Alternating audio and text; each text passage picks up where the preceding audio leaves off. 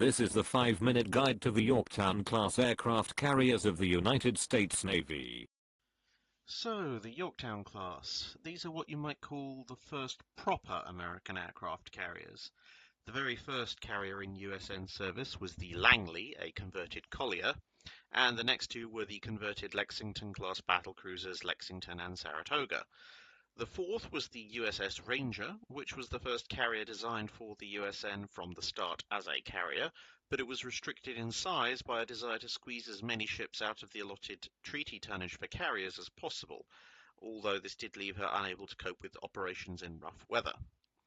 With all the lessons learned from these experiences in mind, the Yorktown class came into being, albeit that the original concept had called for a 27,000-ton carrier, but a desire to get a useful number of carriers out of the 135,000-ton overall limit meant that even a 23,000-ton design was overlooked, and the final design chosen was limited to just 20,000 tons standard displacement, although full displacement was just over 25,000 tons.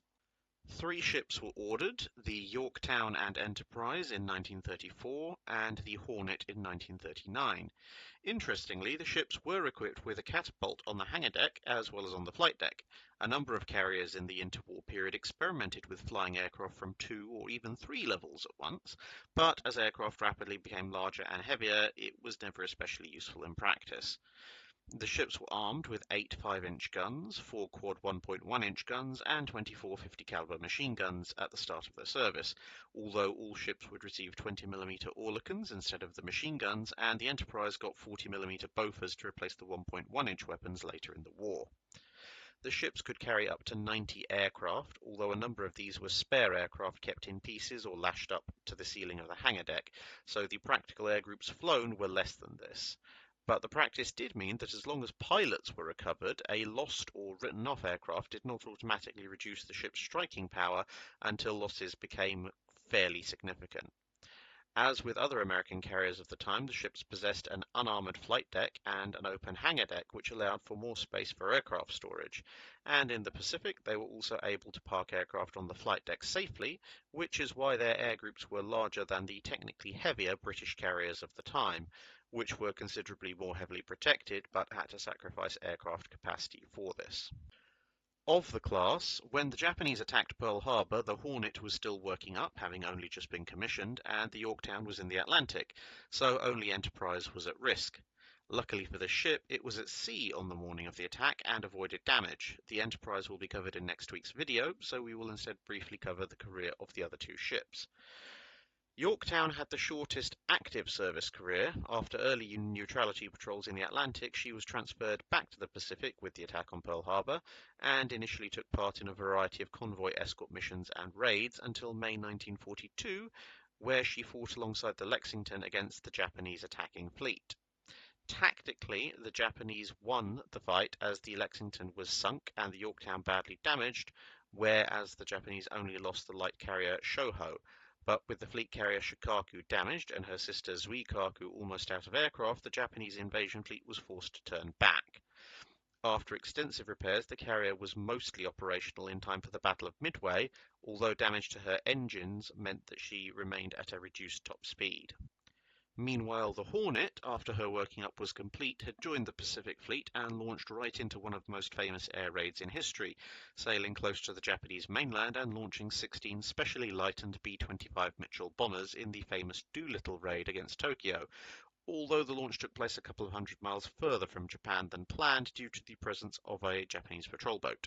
She would then go on to fight alongside the Enterprise in a number of operations, including the Battle of Midway, when all 3 ships were present.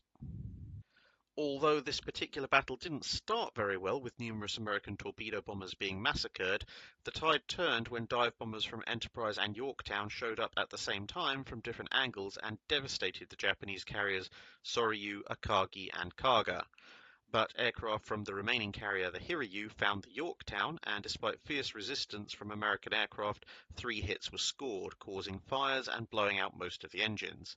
Fantastic damage control efforts had the carrier able to operate aircraft again and underway by mid-afternoon, but this was just in time to be attacked by torpedo bombers and hit twice.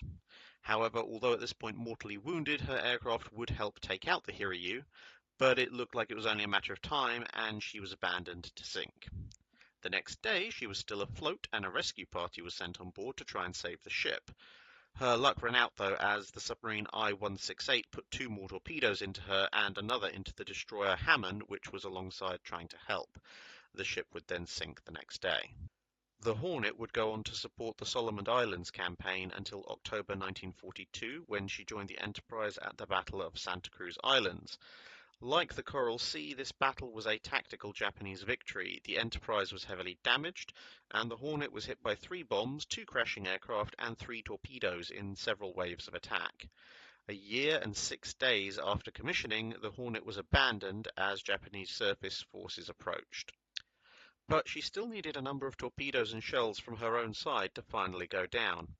However, with damage to a number of carriers and even more valuable pilots lost, the battle was again a strategic defeat for Japan, whose aircraft carrier arm never really recovered from this, ending up with more operational carriers and aircraft than they had trained aircrew. That's it for this video. Thanks for watching. If you have a comment or suggestion for a ship to review, let us know in the comments below.